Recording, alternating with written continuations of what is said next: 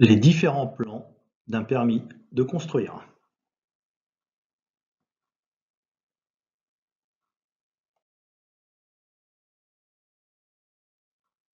Voyons quels sont les différents plans d'un permis de construire.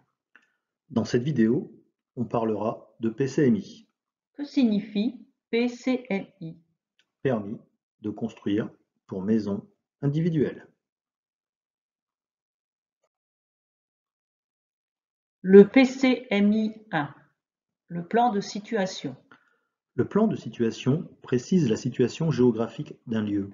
Il est établi sur un extrait de carte IGN, un plan cadastral ou un plan de ville. L'échelle du plan est généralement comprise entre le 1/5 millième et 1/25 millième.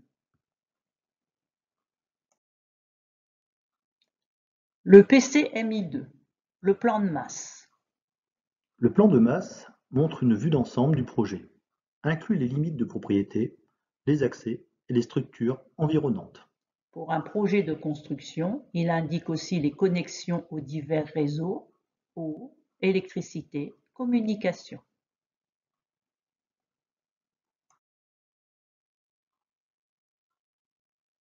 Le PCMI 3, le plan en coupe du terrain et de la construction. Le plan en coupe du terrain et de la construction précise l'implantation de la construction par rapport au profil du terrain.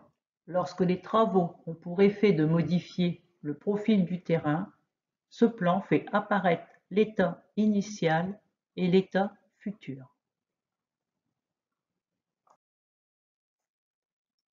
Le PCMI 4, notice descriptive du terrain et du projet.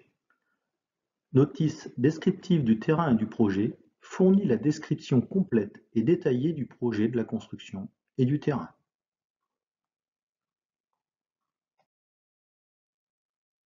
Le PCMI 5, un plan des façades et des toitures. Plan de façade et pignon permet un aperçu de la façade principale, de la façade arrière, du pignon gauche et du pignon droit.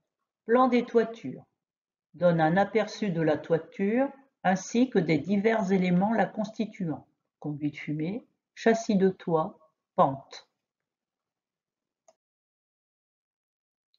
Le PCMI 6, l'insertion du projet de construction dans son environnement.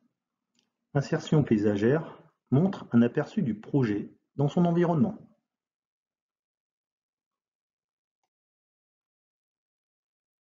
Le PCMI 7 et 8, photographie permettant de situer le terrain dans l'environnement proche et lointain. Photographie proche et de loin permet de situer le terrain dans son environnement proche et lointain.